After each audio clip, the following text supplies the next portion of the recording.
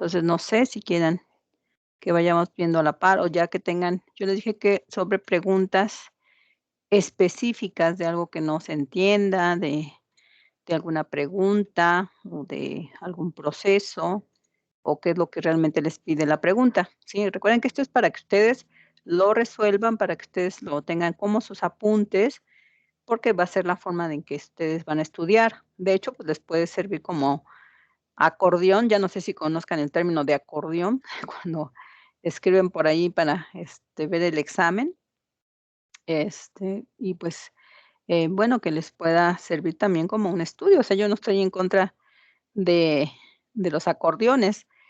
Antes, bueno, pues, cuando era presencial, pues, no, pues, podrían hacer todos los acordeones que quisieran. Lo malo era que, pues, no se dejaran ustedes sorprender con el acordeón en la mano, ¿verdad? Si no hay evidencia, pues no hay pecado. Bueno, entonces, sí es importante que traten de entenderlo y de resolverlo.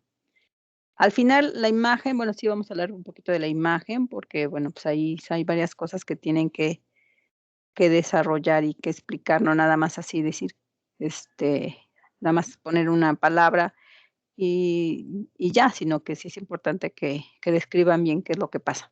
Bueno, pero de la primera etapa, lo primero habla de, pues, eh, prácticamente de la evolución de la célula o cómo surgieron las primeras formas celulares, pues, los organismos aeróbicos, a qué se refería con organismos aeróbicos. No sé, ustedes, me van indicando, habla un poquito de la primera unidad, que es origen y evolución de la célula, luego ya de cómo está conformada la membrana, características, químicas y estructurales de los lípidos, y luego ya las características propias de las membranas, luego los procesos de difusión, los procesos de transporte, tanto difusión simple, difusión facilitada, transporte activo, las aplicaciones mismas del transporte activo, ¿sí? Que tiene, varias, vimos al menos 2 importantes, que es la osmorregulación y el impulso nervioso, ¿sí? Los tipos de, endocitosis, para la entrada de macromoléculas, pero previa a un proceso de digestión. Y bueno, pues eso sería como que todo lo que abarca los temas de este examen. Pero, pues, ustedes díganme, yo los escucho. Profesora, yo tengo duda en la pregunta número 10. Ajá, sí, vamos a la 10. Dice, ¿qué tipos de proteínas periféricas de membrana se encuentran en una célula epitelial que no presenta un eritrocito o un organismo unicelular? Aquí se refiere en general, ¿sí? Porque, pues, sí hay nombres muy específicos de esas proteínas, eso también pues, lo pueden investigar, pero no me interesa el nombre, sino me interesa el tipo. Recuerden que hay diferentes funciones que tienen las proteínas en la membrana. ¿Qué tipo de proteínas nunca va a tener una célula, un eritrocito, más que una epitelial, no va a tener un organismo unicelular o un eritrocito, a diferencia de una célula de la piel? Qué bueno, ¿qué características tiene la piel? Primero hay que pensar de qué estamos hablando, ¿sí? Para que entiendan qué tipo de proteínas nunca se van a encontrar ni en el eritrocito ni en un organismo unicelular. A ver, piénsale. En cuanto a funciones de las proteínas de la membrana. ¿Sí? ¿Sí, sí queda claro? ¿Podría ser, por ejemplo, las proteínas que regulan los canales en las neuronas y en el intestino? No, pero estoy hablando de epitelio, eritrocito y organismo unicelular. Solamente estoy comparando esos 3.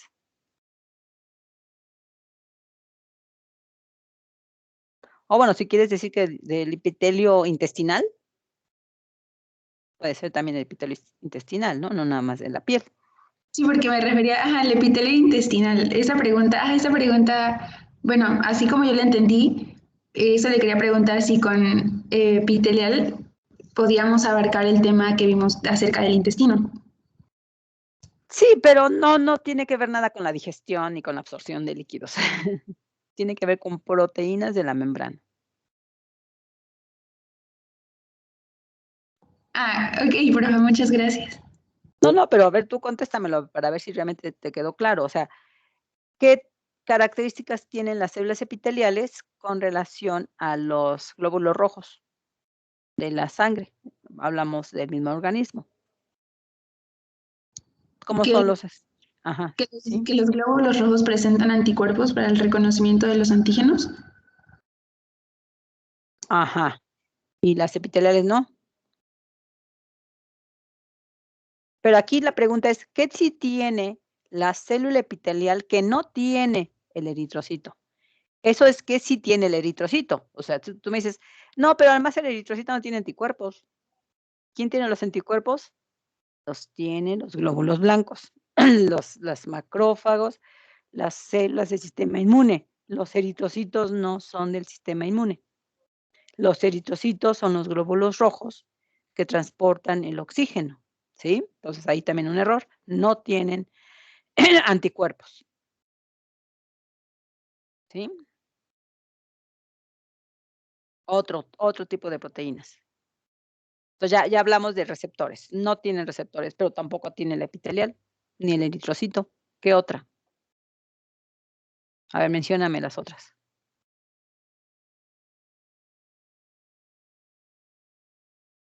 ¿O alguien más? A ver quién, Las proteínas podrían ser la proteína extrínseca o la intrínseca. todas tienen proteínas intrínsecas y extrínsecas, específicamente cuáles. O sea, ¿a qué te refieres? Eso es muy general, algo más específico. Todas van a tener proteínas extrínsecas e intrínsecas. ¿Sí, perdón? Perdón, podría ser que no tiene las, ¿cómo? La epitelial no tiene glicoproteínas, no sé. ¿Cuáles son las licoproteínas? Ay, no sé si lo anoté bien, pero aquí tengo que actúan como receptores para reconocer células y virus, y etcétera. Pues otra vez hablamos de receptores, ¿no? Es lo mismo. No son esas, otras. Acuérdense tiene que ver con las funciones de las proteínas de la membrana.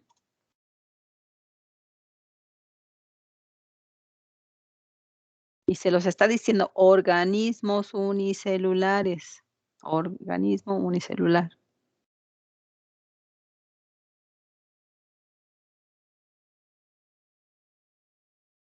No.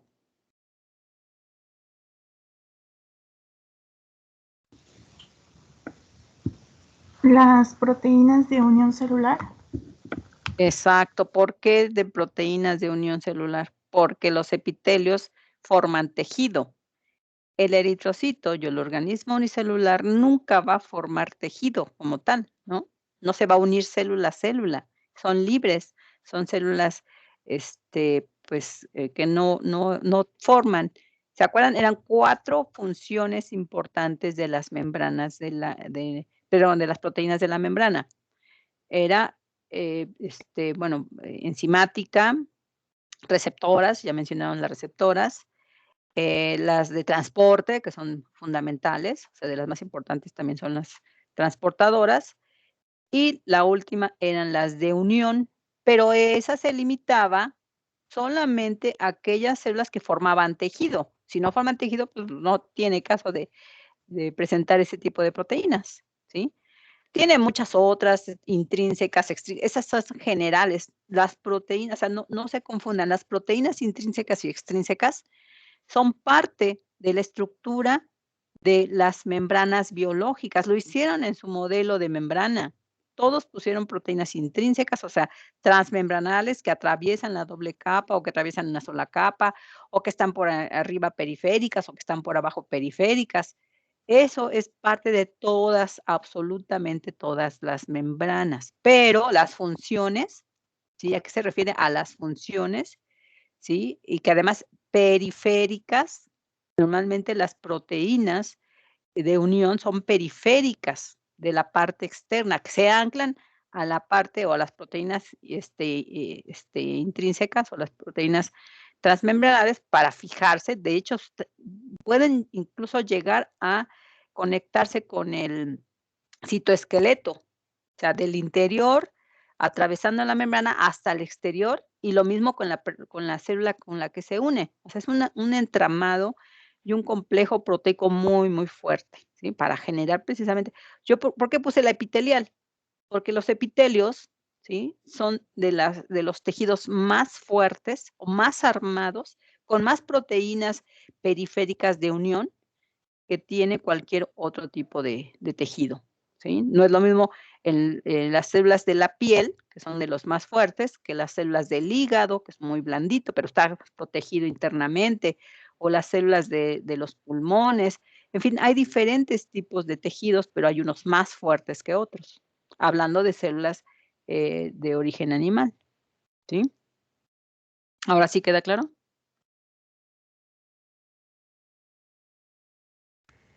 Sí, profe, gracias. A ver, alguna otra. Y así, pues, para todos, ¿no? Todos aquellos que, pues, no sé si tenían la respuesta o sabían a qué se refería, pues, y así para todos, pues, ya quedó la explicación y la respuesta también.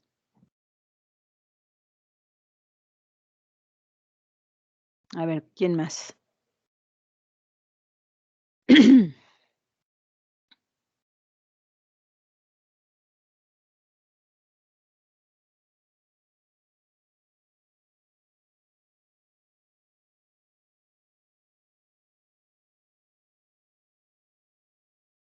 ¿No? ¿Ya saben todo? ¿Ya no tienen duda? ¿Entonces ya estudiaron bien? ¿Sí ya están listos para el examen? No, profe, yo tengo duda en la pregunta 11. Con el término de coeficientes de difusión, revisé mi libreta y no apunté esa parte sobre los coeficientes de difusión. Coeficiente de difusión se refiere, bueno, ya, y pues si no está, pues hay que buscarlo, ¿eh? O sea, todo lo que no lo digo, o que si lo dije y a lo mejor lo dije muy rápido o no se entendió, pues también ustedes deben de buscar, ¿no? Si tú buscas coeficiente de difusión, te va a venir una explicación así muy, muy larga, muy científica, a lo mejor hasta con fórmulas, ¿no? Pero no, aquí no me interesa que vean eh, los detalles de esto. Aquí nada más se refiere a la velocidad o al grado de difusión que pueda tener una molécula, ¿sí? Se mide, hay una forma de medirlo, por eso se llama coeficiente. Sí, le digo que incluso hay fórmulas, modelos matemáticos muy sofisticados para medir este proceso, que tiene que ver con la velocidad de difusión. ¿Qué tipo de moléculas se van a difundir más rápido o van a atravesar más rápido la membrana? Necesite o no proteínas transportadoras. Recuerden que hay, por ejemplo, los canales iónicos. Hay canales iónicos que están formados por proteínas, pero permanentemente están abiertos, o sea, como si fueran hoyos o como si fueran poros, ¿no? Entonces, pues ahí de qué va a depender de la concentración de esos iones. Habrá otros mecanismos, por ejemplo, las de transporte facilitado, que ahí, por ejemplo, la glucosa, pues, no es tan rápida su difusión porque no hay un hoyo, no hay un poro para la glucosa. Entonces, tiene que esperar, a veces que vimos que los mecanismos de transporte de la glucosa son muy complicados. ¿Por qué? Porque necesita tener todos los elementos necesarios, ¿sí? Para que esté transportándose. Puede ser a través de un transporte activo sin portasa, como el del intestino que vimos, o puede ser a través de la insulina en muchas células, como las células de la sangre, que requiere la activación a través de una hormona que es la insulina, los receptores de la insulina, y entonces el proceso se vuelve lento, aunque haya mucha concentración afuera, aunque la difusión se pueda dar, no se da. ¿Por qué? ¿Sí? A eso se refiere coeficientes de difusión. Aquí te está diciendo que es más rápido. ¿Por qué son más rápidos los que son de difusión simple? ¿Cuál es una difusión simple? Dame un ejemplo de difusión simple.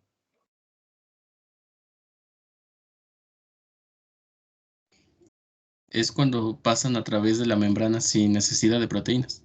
Por eso, dame un ejemplo. Es cuando siguen el gradiente. No escuché. ¿Me escuchó? No, ajá. A ver, ¿cuál? Pues es la difusión que sigue el gradiente de concentración. Todos Bueno, siguen gradientes, pero algunos son mediados por proteínas. Pero un ejemplo de difusión simple, que te acuerdes ahorita. ¿El oxígeno? Ajá, el oxígeno, por ejemplo, ¿no? Que es un gas que no necesita nada en la membrana para entrar y salir. ¿De qué va a depender del coeficiente o la concentración de este gas? Si hay mucho afuera, pues entra, si hay mucho adentro, pues sale, ¿no? ¿Y le tiene que pedir permiso a la membrana para entrar y salir? Pues no, ¿verdad? Entonces se puede difundir más rápidamente que la glucosa. La glucosa es transporte facilitado y además regulado por receptores. Uf, todavía más. Entonces, ¿por qué es más rápido o es más eficiente la difusión simple que la que está mediada por transportadores específicos, proteínas transportadoras de la membrana o transporte facilitado? Esta es con la pregunta. Si se dan cuenta, es como nada más hacerla compleja, pero la verdad es muy, muy sencilla la pregunta, ¿no? Y se dice coeficiente porque hay una forma de estimarlo, de medirlo, pero se refiere a la velocidad de la difusión de las moléculas que van por difusión simple, a diferencia de las mediadas por proteínas o de transporte facilitado. ¿Por qué? Porque es más rápida el coeficiente de difusión de estas moléculas. porque es un proceso espontáneo. Espontáneo, que no requiere transportador, que no se ve limitado por ningún mecanismo especial de la membrana y puede pasar libremente a través de la doble capa lipídica. No le impide nada.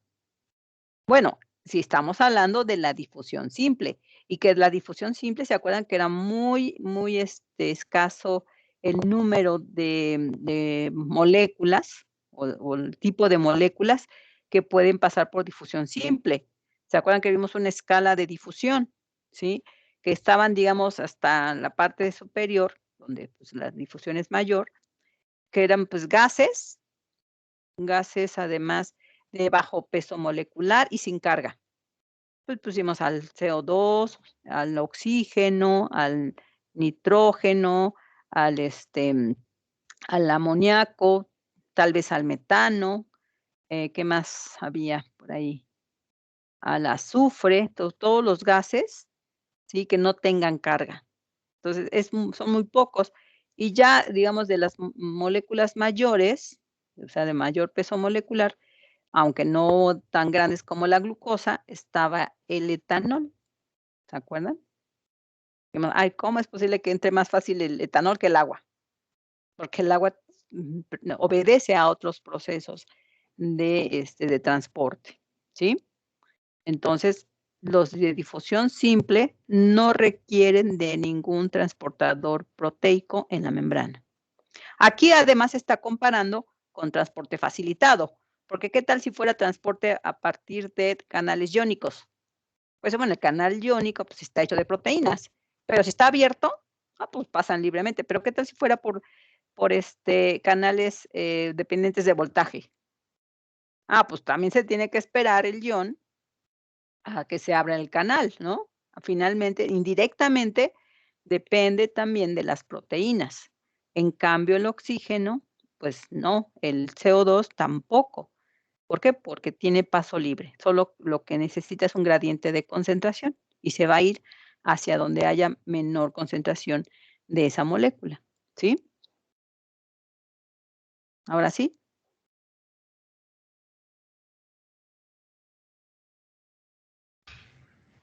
Sí, profe, gracias.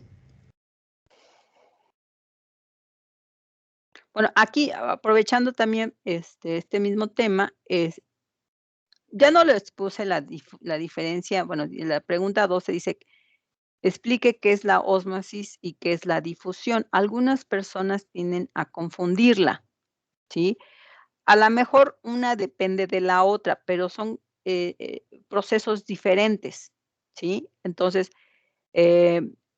incluso por ahí revisé que en algunos videos de YouTube también los confundo. Dije, bueno, pues si eso es lo que ustedes van a ver y se van a basar sus estudios en YouTube, pues no, o sea, no hay que confiar mucho en todo, ¿no? Porque dicen que el agua entra por difusión.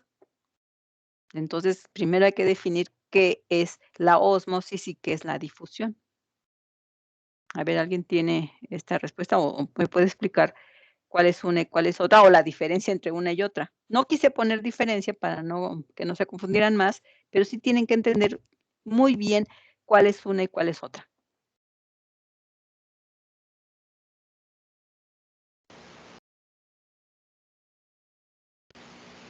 Podría ser que la ósmosis se refiere más bien, bueno, en el tema del agua, respecto a cómo se agrupa el agua de acuerdo a la cantidad de soluto que hay en un medio con mayor cantidad y en un medio con menor cantidad. Sí.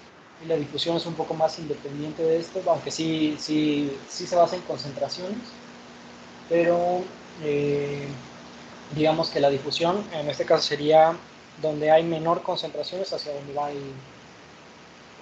la sustancia. Ajá, la molécula, sí, sí.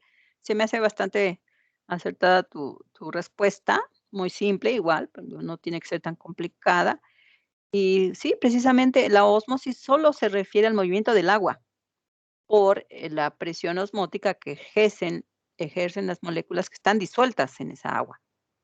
Y la difusión, ¿sí? Que es independiente del movimiento del agua. La difusión tiene que ver con la movilidad de esas moléculas, de esas partículas o esas sustancias, ¿sí? Puede que estén disueltas en agua, pero a lo mejor también están disueltas en alcohol, que tal también pueden ser otro solvente diferente. O sea, la mayor parte pues está en agua, pero no siempre el agua va a ser el único solvente. Aquí Profe. sí, Perdón, una pregunta. Entonces, ósmosis va a ser exclusivamente para agua, ¿verdad? exclusivamente el movimiento del agua, Ok, gracias. generado por la presión osmótica de las partículas o de las moléculas, ¿sí? Pero las moléculas que están ahí disueltas no tienen que ver nada con el movimiento del agua, con esa ósmosis. La difusión es, digamos, una característica propia de esas moléculas o partículas, porque siempre van a seguir un proceso de movimiento, pero de las partículas, de los sólidos, o en este caso las partículas sólidas de moléculas, eh, obedeciendo siempre a su gradiente, ¿sí? Porque es un proceso espontáneo, se van a mover siempre de donde hay mucho hacia donde va a haber menos. Y aquí estamos hablando de paso a través de la membrana. Ya sea que se muevan por difusión simple, que no haya nada de por medio de la membrana para moléculas pequeñas, o por difusión facilitada, no importa el mecanismo, pero siempre va a ir en ese proceso, en esa forma, digamos, natural o espontánea de ocurrir, ¿sí? Y también, como dice su compañero, es independiente, ¿sí? Ese movimiento que tengan las partículas sobre el agua, porque a lo mejor ni siquiera hay agua. Claro, siempre debe haber un solvente, pero no, la mayoría de las veces es agua, pero no siempre, ¿sí? Entonces, ¿sí queda claro? Que no confundir difusión con ósmosis. Sí, gracias. Muy bien. ¿Qué más?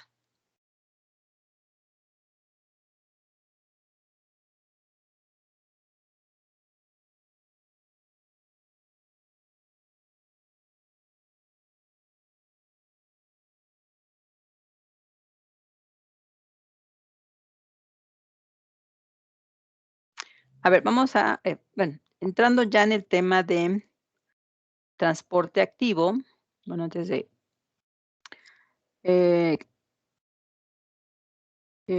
bueno, en la 13, por ejemplo, explique qué es el transporte activo y qué funciones tiene la célula. El transporte activo, pues es allá como tal la definición, pues lo podemos revisar, ¿no? Que a ver, ¿quién quiere contestar? Nada más dígame qué es el transporte activo. ¿Quién quiere participar? Es el que se gasta energía, principalmente ATP, para hacer el proceso. Ajá, pero ¿cuál es la característica de ese proceso?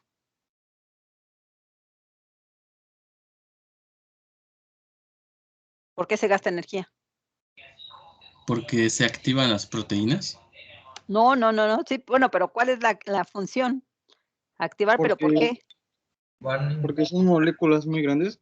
Algo así. No necesariamente tienen que ser grandes. El sodio y el potasio no son grandes, son muy pequeñitas. ¿Podría ser porque van en contra de la gradiente? Eso es lo más importante. Aquí tiene que ver mucho el gradiente de concentración.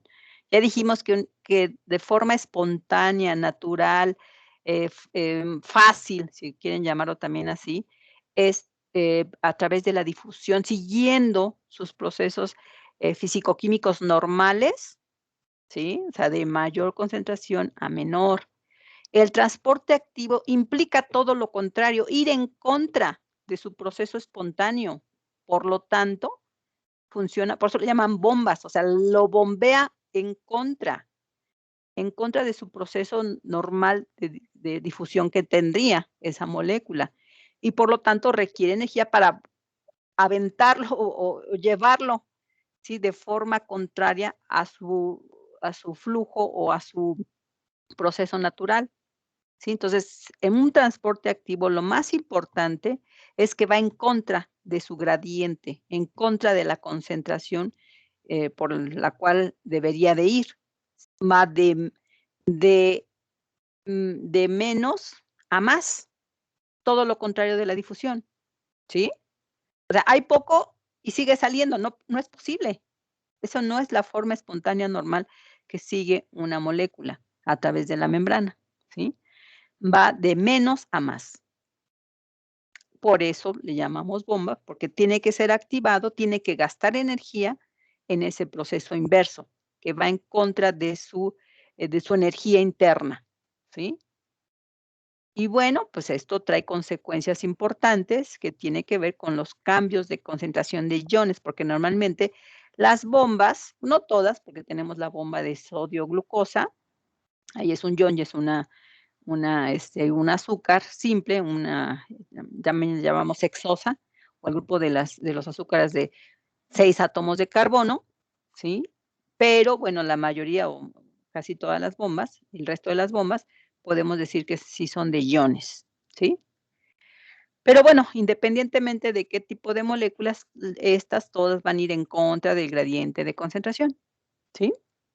Bueno, ¿qué otra cosa importante? Gracias a este proceso, pues vemos que se cambian las concentraciones de iones o de las cargas netas de un lado y otro de la membrana, precisamente por este paso, ya sea de un tipo de bomba o coordinada con varios tipos, puede ser la bomba sodio-potasio coordinada con la bomba de calcio, por ejemplo, o con la bomba de hidrógeno o con la bomba de cloro, que son de las bombas como más conocidas o más funcionales, ¿sí? Y bueno, ¿cuál sería las funciones o las aplicaciones de estas bombas? Que sería la otra parte. Ya definimos qué es un transporte activo y cuáles serían sus funciones. ¿Algún ejemplo de función? ¿Para qué sirve? ¿Por qué bombearlas en contra de su gradiente?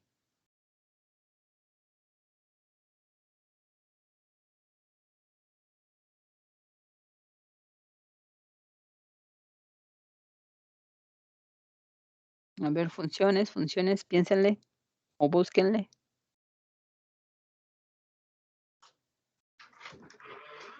¿No? ¿No nadie? Para la autorregulación. Autorregulación, ¿pero de qué? No pueden ser tan generales, tienen que ser más específicos, porque autorregulación puede ser de 1000 cosas, pero La autorregulación osmótica.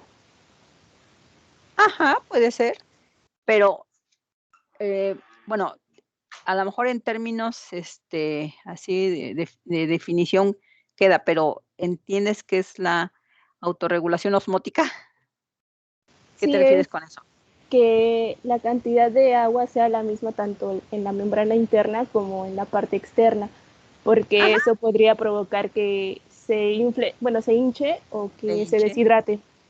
Ajá, exactamente, ajá. Es en ese ejemplo, a lo mejor un ejemplo muy burdo, pero sí, tienes toda la razón. Eso es lo que pretende, ¿no? El hecho de estar constantemente bombeando y transfiriendo iones de un lado y de otro de la membrana, porque además, como les dije, siempre tenemos una entrada de sodio, sobre todo, a través de nuestra dieta.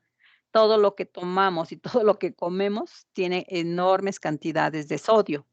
Entonces, pues, imagínense, todo eso va a llegar a entrar a la célula, y si no la saca por la bomba, pues entonces nuestras células se hincharían hasta reventar, ¿sí? Entonces, es tratar de compensar un tanto la entrada, porque vamos a decir que el transporte activo es un proceso que está también tratando de compensar todos los procesos de difusión simples o difusión facilitadas. Mucho sodio pues tiene que entrar porque hay un gradiente enorme de diferencia, entonces la bomba va en contra, la bomba pues, todo lo que hace es lo contrario, sacar. Difusión, entra sodio, bomba saca sodio, y así se compensa para que no entre todo y se quede adentro y que haya una porción importante que igual se siga saliendo. Y de esa manera equilibra las concentraciones para que no se vuelva en el interior de la célula un medio hipertónico. ¿Sí? No se les olvide el ejemplo de del experimento con el eritrocito en un medio hipertónico, un medio hipotónico y un medio isotónico, ¿sí? Que normalmente nuestras células tienen que estar isotónicas. ¿Por qué están isotónicas? O sea, que deben estar equilibradas las concentraciones de sales adentro y afuera de la célula, lo que acabas de decir, ¿sí? Muy bien. Otra aplicación de las que vimos. Esa es una. ¿Cuál sería otra? ¿No?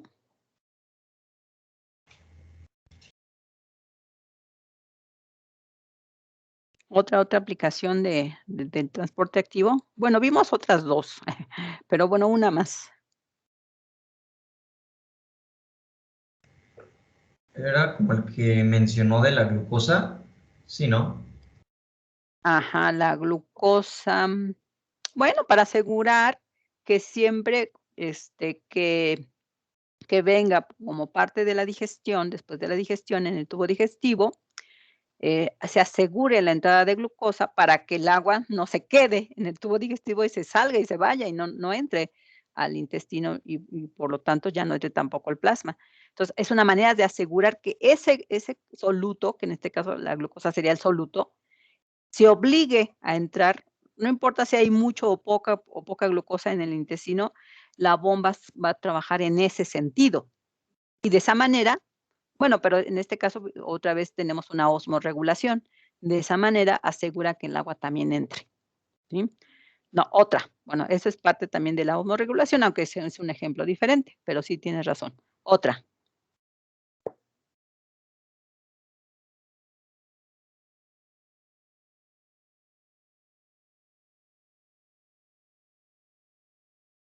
¿No?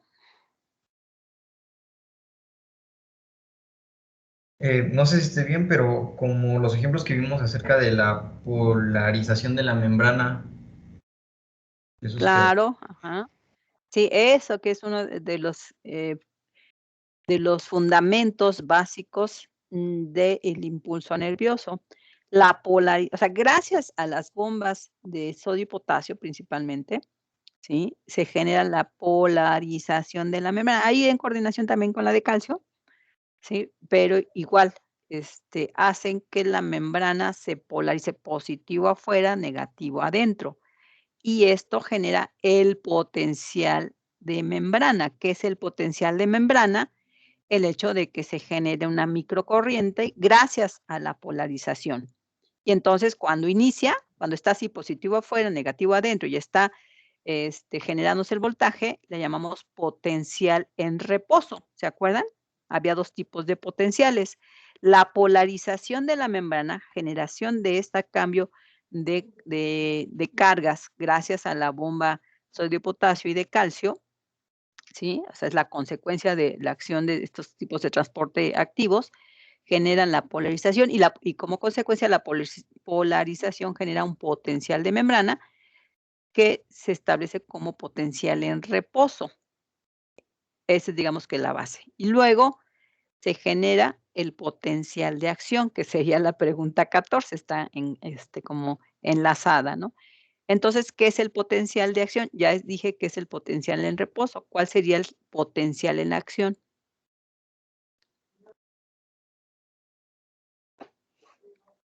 Que hasta les enseñé una tablita ahí Cuando se invierte la polaridad.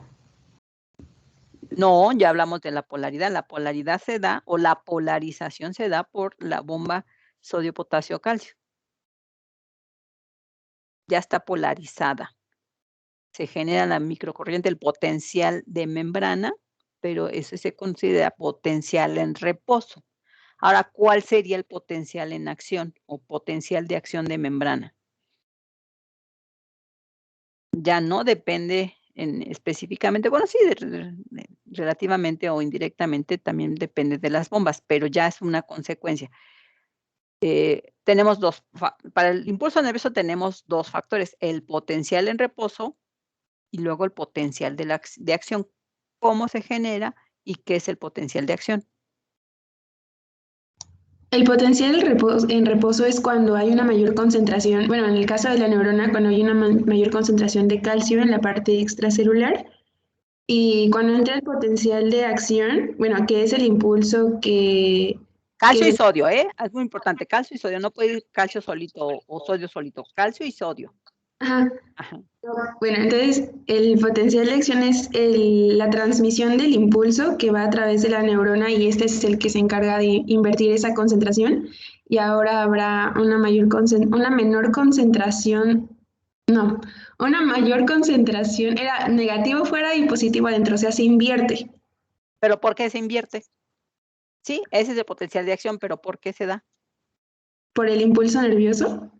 No, eso es el impulso nervioso, pero ¿por qué se cambia la polaridad? Porque se abren los canales iónicos. Dependientes del voltaje generado por el potencial de membrana. Exacto, nada más te faltó esa parte.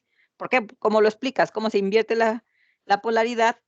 Nada más porque está el transporte activo. No, se invierten porque se genera una microcorriente, un voltaje que abre los canales iónicos que están tapados, pero se abren con la corriente.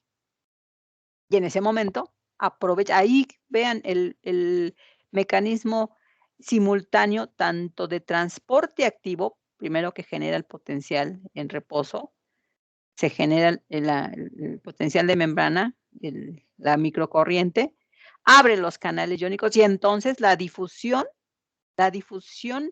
es simple, muy rápido, pero mediada por canales que se abren, ¿sí? Genera precisamente el cambio de polaridad.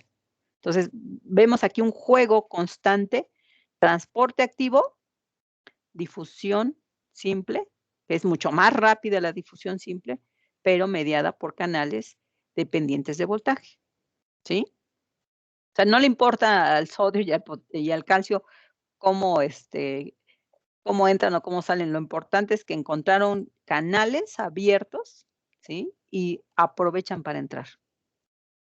¿Por qué? Porque hay mucho afuera, ya lo dijiste, hay mucha concentración de iones positivos afuera, mucho sodio y mucho calcio, les abres la puerta y se meten como locos. Eso es el potencial inverso, el potencial en acción. Y gracias a ese cambio de polaridad, primero positivo afuera y luego se invierte positivo adentro, se repolariza positivo afuera, positivo adentro y así va caminando esta microcorriente con un proceso acelerado porque hay cambio constante de polaridad y así se transmite la corriente. Y a su vez, esta corriente se traduce en el impulso nervioso, ¿sí? Pero dijimos que, bueno, el impulso nervioso es todavía un poquito más complicado porque requiere otros elementos, ¿sí? Pero la base del impulso nervioso, de esa corriente eléctrica, porque finalmente sí es una corriente eléctrica que se puede medir, ¿sí? Que se calcula exactamente qué voltaje genera una neurona, por decir. Entonces, es real la corriente eléctrica, muy pequeñita, pero sí es real, ¿sí? Y gracias a estos procesos de cambio de polaridad, ¿sí? Constante, ¿sí? En tramitos a lo largo de toda la membrana del axón, es lo que le llamamos impulso nervioso. ¿Sí? Son los dos, no es suficiente uno, no es suficiente el potencial nada más en reposo. Necesita potencial en acción, potencial reposo primero, acción, reposo, acción, y así sucesivamente hasta recorrer toda la membrana. Se necesitan de los dos. Uno solo no funciona. ¿Sí? Sí, profesora. Gracias. Muy bien. ¿Qué más?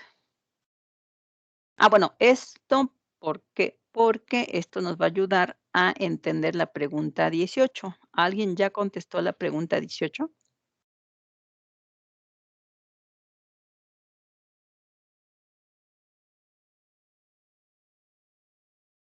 ¿No? No, profe. Bueno, entonces vamos a tratar de entenderlo. Yo no les voy a dar la respuesta, ustedes la van a tratar de deducir o de explicar, ¿no? Aquí nada más entender cuál es el planteamiento del problema. También en el examen puedo ponerles un problema. Esto es un problema pequeñito, fácil, pero es un problema, ¿no? En donde pues les están dando no sé, un escenario, un experimento, si quieren llamarlo así. Lo mismo que vimos con el eritrocito en diferentes medios, en vasos de precipitados, ¿sí? Entonces, también ese es un experimento, ¿no? Aquí, esta condición que habla de cómo sería el proceso en el laboratorio si pudieran medir el impulso nervioso. Entonces, dice, ¿cuáles serían las consecuencias de conducir un impulso nervioso si los canales de sodio fueran capaces de reabrirse de inmediato luego de cerrarse? O sea, está medio complicada la pregunta, ¿sí? O sea, como que vamos así está literal, pero bueno, voy a tratar también de moderarla para que se entienda mejor. Si los canales de sodio fueran capaces de reabrirse de inmediato, coma, faltaría como una coma, ¿no? Luego de cerrarse durante el potencial de acción de la membrana. Entonces, tiene que ver con el proceso. Entonces, aquí yo creo que cabría como que la oportunidad de cambiar. Voy a cambiarles la pantalla para ponerlo del impulso nervioso. Entonces, permítanme. Regresamos al impulso nervioso. ¿Qué pasa en lo que vimos de la neurona? Que tiene que ver con los canales. Vamos a entender, a recordar esa parte. Y ahorita regresamos a la pregunta. Ay, ¿dónde está? ¿Dónde está? Creo que está por aquí.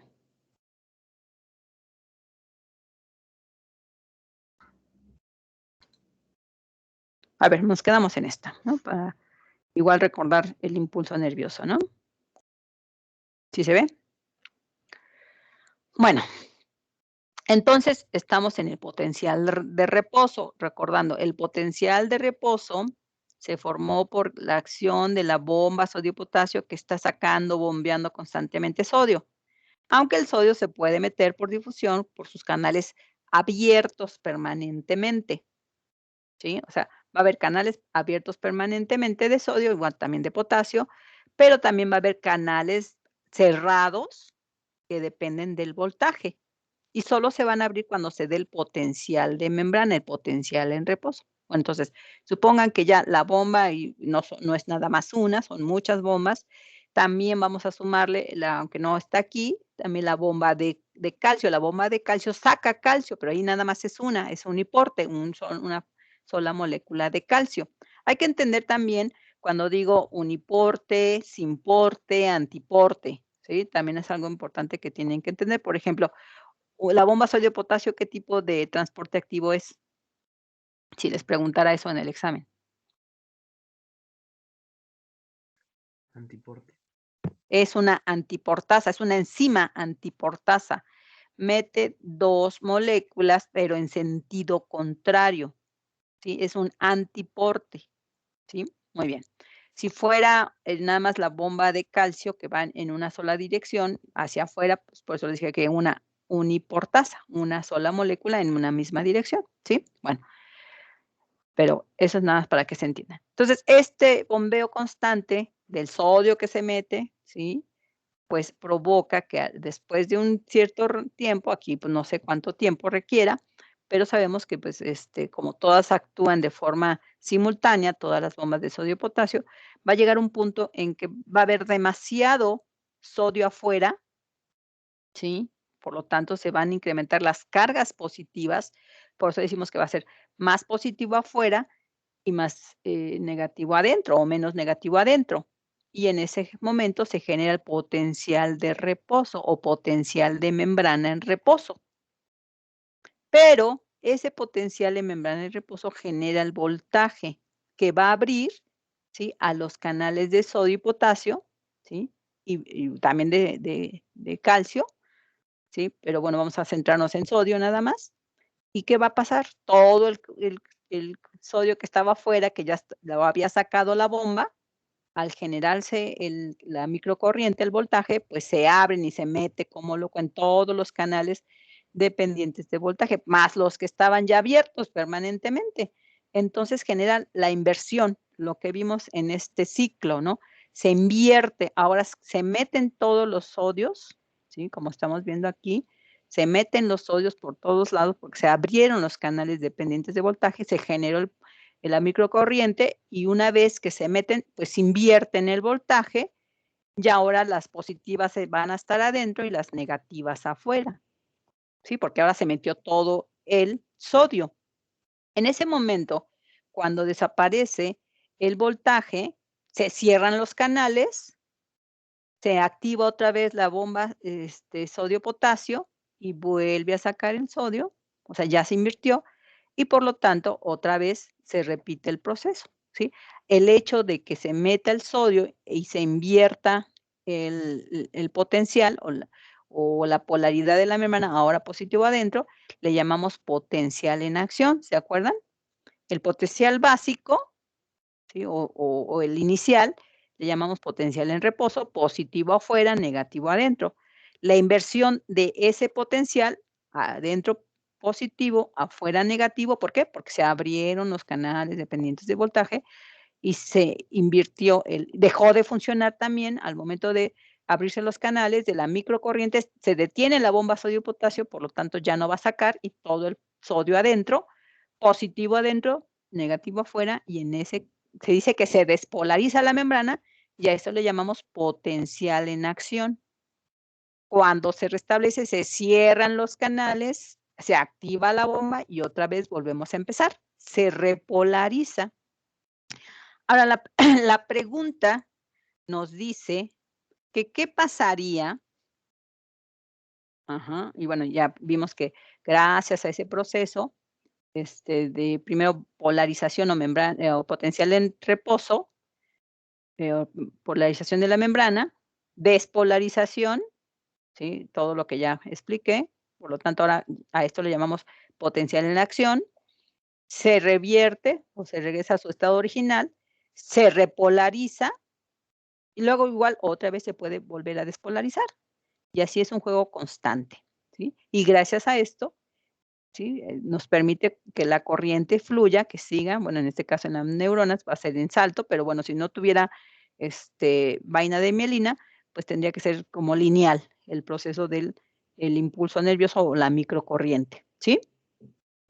Ahora, la pregunta dice, ¿qué pasaría si cuando tenemos a la neurona en reposo, ¿sí?, y bueno, ocurre el voltaje, por lo tanto, se abren los canales dependientes de voltaje y permiten que entre el sodio, ¿no? Lo que vimos acá arriba. ¿Sí? O sea, la microcorriente, polarización de la membrana, se abre el canal dependiente de voltaje y entonces entra el sodio para generar la despolarización, o sea, el potencial en acción. La pregunta es, ¿qué pasaría si una vez que se genera el potencial en reposo, el potencial de membrana, que debería de abrir a los canales dependientes de voltaje, ¿sí?, se volvieran a tapar. O sea que, bueno, creo que es lo que dice, ¿no? Ya no veo la pregunta. A ver, recuérdenme la pregunta, si ustedes la ven, la tienen por ahí.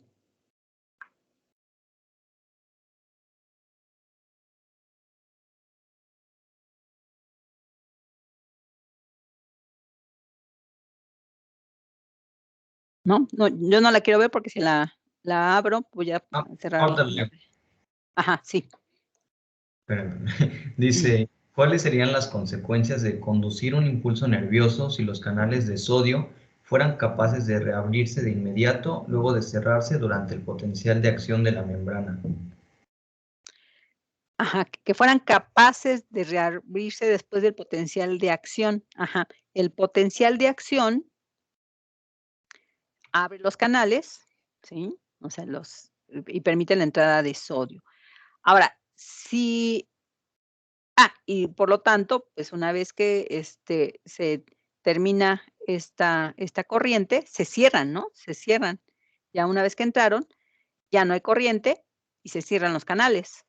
Por lo tanto, pues ahora otra vez la bomba sodio-potasio se vuelve a activar o vuelve a transportar al sodio para afuera, ¿sí? Pero porque ya tenemos los canales dependientes de voltaje cerrados. Pero si se pudieran abrir otra vez, ¿qué pasaría?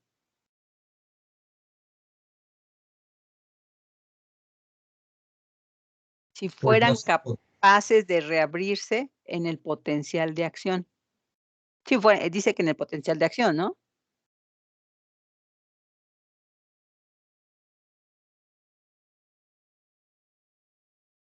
Ajá, dice eso.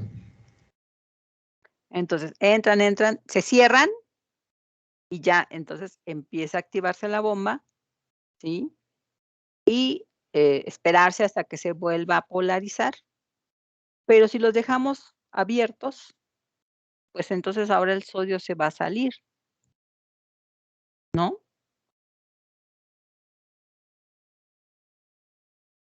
Y la bomba lo va a sacar. Entonces, tendríamos un potencial en reposo permanente. O sea, ¿qué pasaría? Que se mantendría así, positivo afuera, negativo adentro, permanentemente. No habría un cambio, no habría despolarización, repolarización. Por lo tanto, esa corriente no va a fluir porque tenemos aquí la corriente estática. También el potencial en reposo se puede decir que es una corriente estática. Sí genera un voltaje, pero no fluye, no se desplaza. Para que se desplace se requiere la despolarización y la repolarización, o sea, regresar otra vez al mismo estado. Luego otra vez despolarizarse, potencial en reposo, acción. Reposo, acción. Reposo, acción. Reposo, acción, así hasta recorrer. Si no se cambia la polaridad, no es posible que la corriente eléctrica avance o fluya hacia el otro extremo. Entonces, ¿cuál sería la consecuencia? De que no se generaría la repolarización, o más bien la despolarización de la membrana. Se quedaría siempre en un estado basal, ¿sí? Porque aquí lo fundamental, aquí lo básico, es que los canales dependientes de voltaje se estén abriendo y cerrando. Se abren con el potencial en reposo y se cierran con el potencial de acción. Se abren en reposo, se cierran en acción, y si no ocurre el cierre de los canales iónicos dependientes de voltaje, entonces nunca se va a alcanzar el potencial, o sea, no se va a cambiar de polaridad, se va a mantener igual. Y si que se queda igual, si se queda permanentemente en esta condición, ¿sí? de potencial en reposo, pues no habría corriente eléctrica o no habría flujo de esa corriente eléctrica. ¿Sí se entiende? Entonces, ¿cuál sería la consecuencia? Pues no habría corriente, se quedaría como corriente en reposo o membrana en reposo. Sí habría una microcorriente, pero que estática se quedaría ahí. Y siempre positivo afuera y negativo adentro. Para que fluya, se requiere que se invierta, que se abran los canales, ¿sí? Pero si se quedan permanentemente abiertos, va a ser como si lo tuviéramos así, como un canal iónico abierto permanentemente, ¿sí? Entonces, no se podría alcanzar el potencial en reposo porque estarían siempre abiertos, funcionaría como un canal normal, como un canal permanentemente abierto, ¿sí?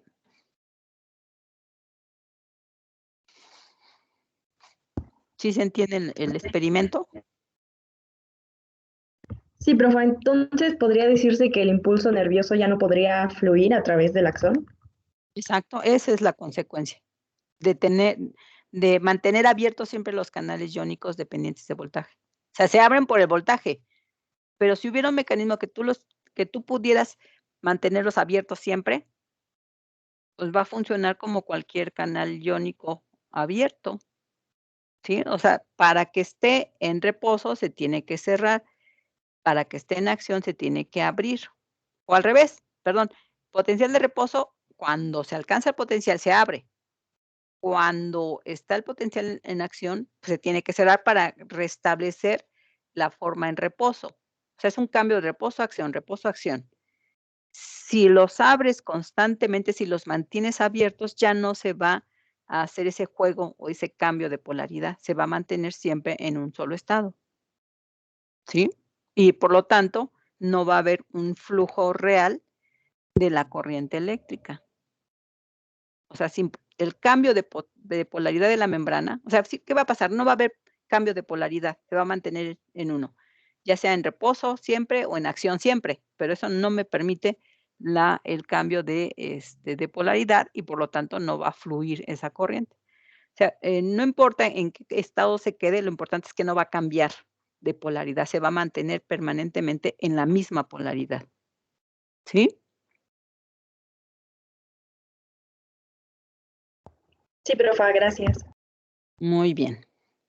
Bueno, creo que ya, esa ya quedó claro. Nada más era recordar lo del impulso nervioso. Y bueno, como les dije, hay 2 imágenes que nos pueden servir como ejemplo, por si no quieren explicar todo, cómo se da el impulso nervioso. Bueno, aquí creo que ya no están viendo. Ya se cerró la presentación. Sí, que les decía que, bueno, creo que la siguiente pregunta dice que cómo se da el impulso nervioso, ¿no? Entonces, bueno, pues pueden explicarlo con esta imagen, ¿sí? Que pues que sirvió para tratar de explicar cómo se da, o el resumen de los 7 pasos, ¿se acuerdan? Que también dije, bueno, pues es muy complejo el proceso del impulso nervioso, porque lo que acabo de explicar del potencial de acción y el reposo, pues nada más explica cómo fluye la corriente, pero no me permite explicar cómo es el contacto o la sinapsis neurona-neurona o neurona-músculo. Ahí requerimos otros elementos, ¿no? Porque pues de nada sirve que el impulso nervioso se quede en una sola célula. Queremos saber cómo lo transmite a otra, de neurona a neurona, de neurona a músculo, de neurona piel o neurona epitelios en general, ¿no? Entonces, bueno, ya es un proceso todavía más complicado que involucra más elementos. Por ejemplo, los neurotransmisores, los canales receptores de neurotransmisores que abren canales iónicos de sodio y de calcio, la bomba de calcio o los canales dependientes de voltaje de calcio. En fin, son más elementos los que participan, pero en estos 7 eventos o 7 puntos importantes, pero hay que saber qué pasa exactamente en cada uno, se puede resumir cómo es el impulso nervioso o en la diapositiva de arriba, que bueno, tiene menos elementos, pero aquí es nada más como que tratar de entender qué está pasando, ¿no? Aquí no son 7 puntos o 7 elementos, pero ese es todo lo que conforma a la unión neurona-neurona en el proceso de sinapsis para transmitir ese impulso nervioso. El impulso nervioso es propio de una sola célula. Pero cómo se transmite para otra, bueno, es otro mecanismo que también involucra cambio de polaridad de las membranas, ¿sí? Pero todo lo que les expliqué anteriormente, todo lo anterior, pues es propio de una sola célula, de una sola membrana, ¿sí? Pero no es suficiente porque, bueno, lo que queremos es que se transmita a otras células, pero la transmisión a otras células pues implica otros procesos que también están relacionados con el potencial de la membrana, pero gracias a otros mecanismos, ¿sí? Que aquí ya entra pues los canales dependientes de neurotransmisores, otro tipo de señales que cambian también la polaridad de las membranas gracias a que se abren canales, pero ahora dependientes de neurotransmisores, ¿sí? Y bueno, pues eso sería como que ya lo más importante. Ya no vienen preguntas de músculo, ¿verdad? Luego sigue, explique cómo se transmite el impulso nervioso, que es lo que les dije que lo pueden ustedes estudiar con con esas imágenes, con esas diapositivas. Y bueno, el último que tiene que ver con el esquema que está aquí, que lo único que quiero que entiendan, a lo mejor es muy complicado como lo vimos en la clase. Nada más déjenme ponerles la imagen.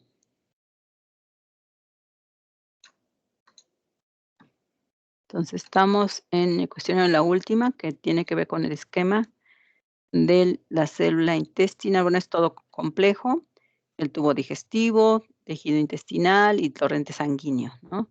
Como lo vimos en la clase, pero aquí solo tienen que poner el tipo de transporte que se lleva a cabo dependiendo de la molécula que está aquí. Ay, aunque aquí está medio raro, aquí no. Aquí es Na+, pero bueno, creo que la imagen quedó como desplazado. Pero bueno, donde dice N es Na, nada más que pues, no sé por qué mi imagen quedó incompleta. O quedó más bien desplazada esa. Déjenme ver si lo amplio. No, ya no cambió. Como está como imagen, ya no va a cambiar, pero es Na. Entonces aquí es corrección. A ver si lo puedo corregir. Déjenme ver si puedo dibujar aquí en la misma.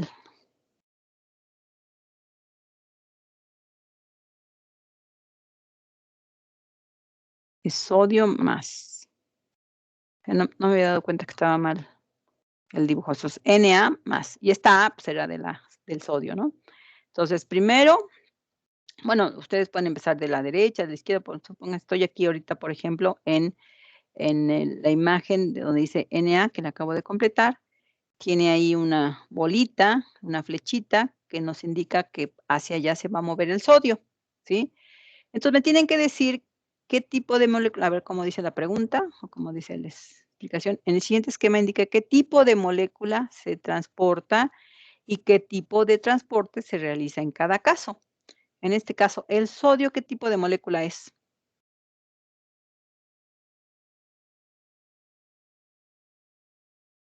Díganme, ¿qué características tiene el sodio? Es un ion. Es un ion, por lo tanto tiene una carga, que ahí la ponemos, ahí se ve, ¿no? Que Na+, más me está indicando que tiene una carga de más, o sea, positiva, es un catión. ¿Qué significa eso? Que le falta un electrón, ¿sí? Entonces tiene cargas positivas que acepta electrones, incluso. Acuérdense de sus clases de química. Por lo tanto, los iones, como tienen carga, no pueden atravesar la membrana libremente. Por lo tanto, ¿cómo tienen que ser transportados? Tipo de transporte de un ion, de un sodio, del ion sodio.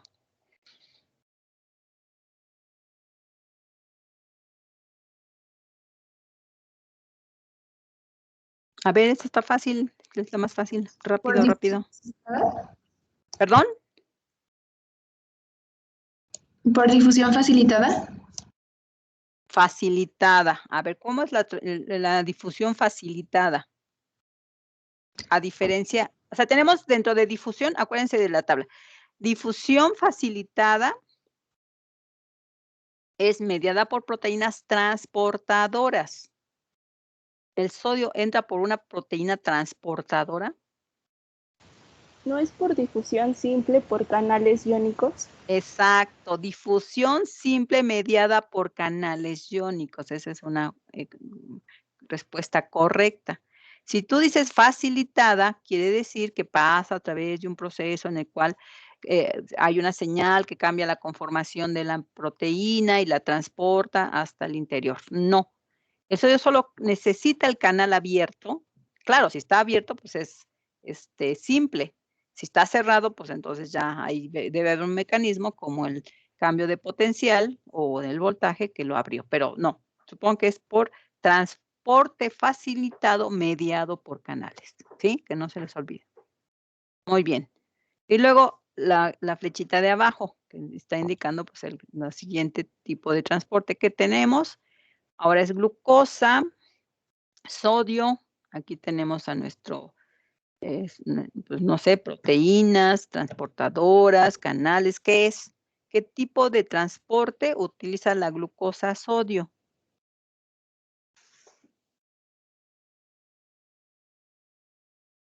¿Y qué es la glucosa? Bueno, sodio ya me dijeron que es un ion. ¿Y la glucosa qué tipo de molécula es?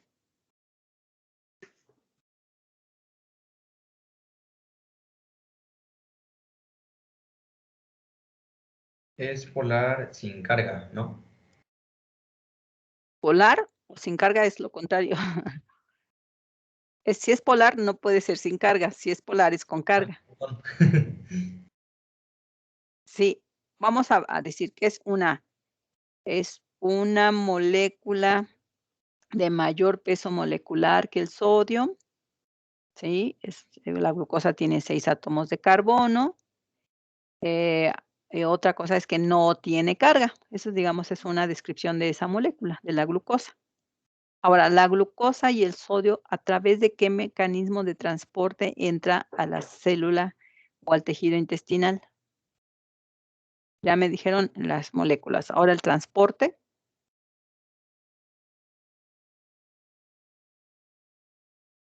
Que en el esquema original que venía en la diapositiva decía abajo, tipo de transporte.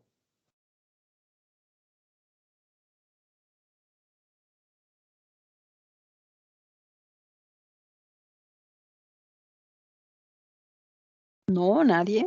Esto ya lo vimos. Sería por un transporte de difusión facilitada, por una enzima de simportasa. Es una simportasa, ¿sí? Un transporte facilitado, ¿sí? Y además, en ciertas ocasiones, también es una bomba de transporte activo, porque siempre debe ir en esa dirección. Nunca debe cambiar la dirección, ¿sí?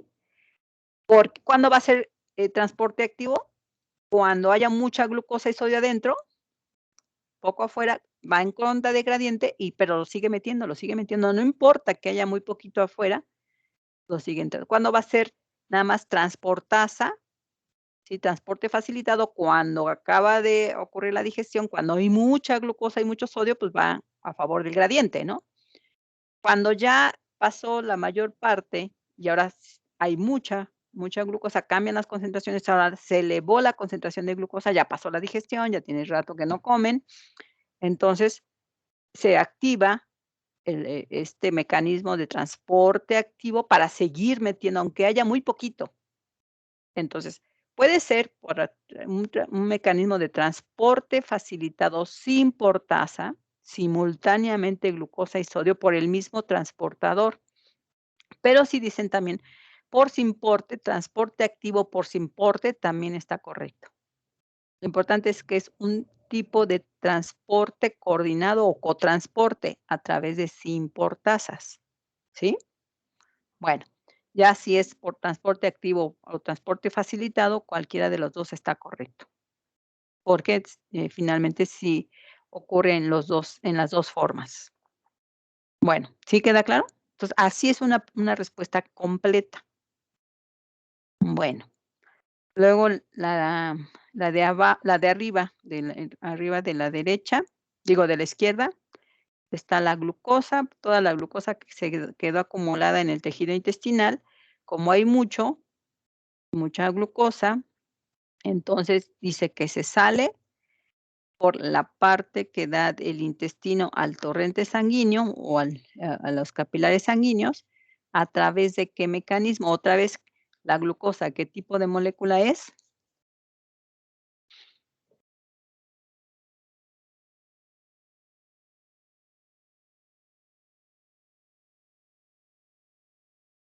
alto peso molecular o mayor peso molecular sin carga. ¿Y a través de qué mecanismo sale del intestino al torrente sanguíneo? ¿Por transporte activo? No.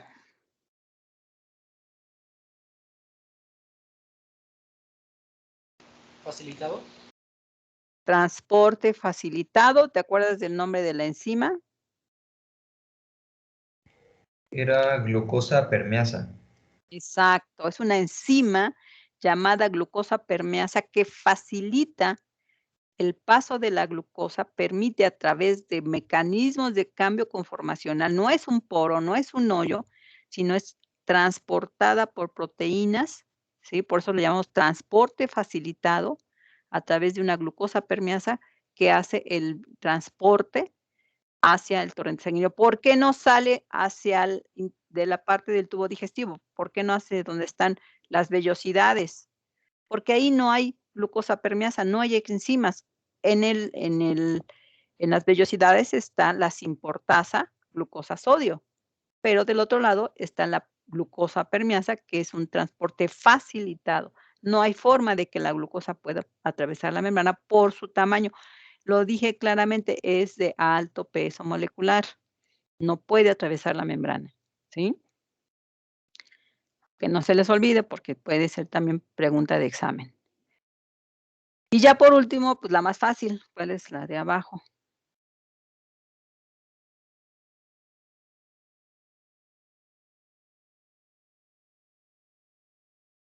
La última flechita, ¿qué tipo de moléculas transporta y a través de qué mecanismo de transporte?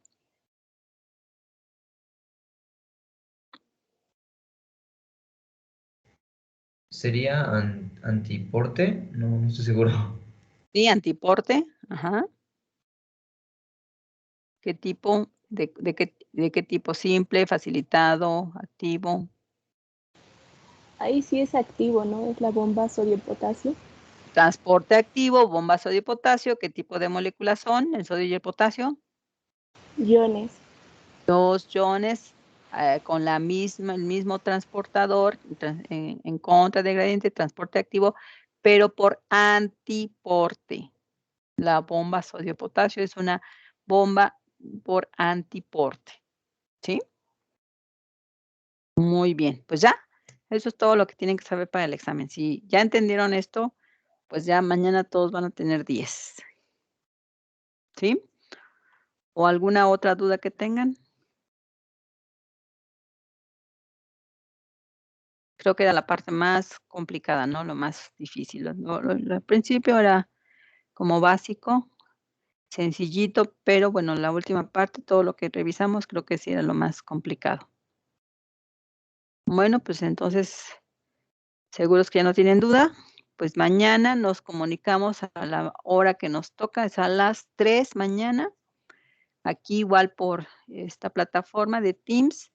Y yo les voy indicando, en qué momento ya les aparece su examen. Yo los voy a asignar directamente, les voy a decir, pues, tomando el número de lista de tal, apellido, bueno, voy a nombrarlos por su apellido, quiénes van a hacer el primer examen, el segundo y el tercero, con una diferencia de 5 minutos, o sea, no se tiene que esperar hasta que acaben los primeros, luego los segundos, los terceros.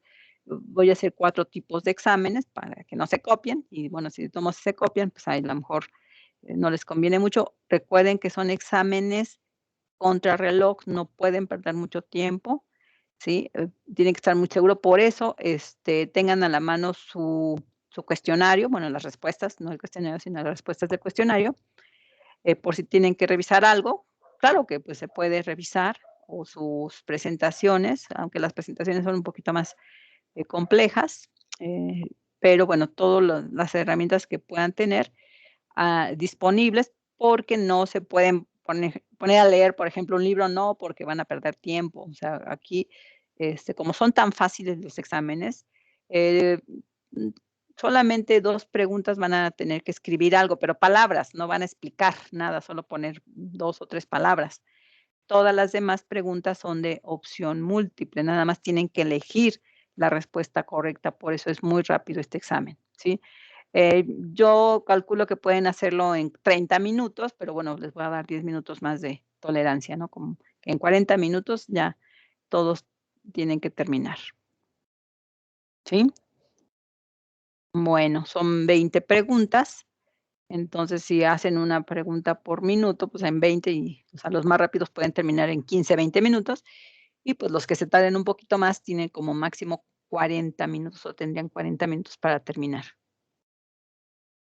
Bueno, pues entonces, si ya no hay más dudas, más preguntas, entonces pues ya nada más pónganse a revisar lo que les falta, donde no quede muy claro, que tengan todavía por ahí algunas fallas o inconsistencias o que no se sientan tan seguros, pues pónganse a estudiar esa parte.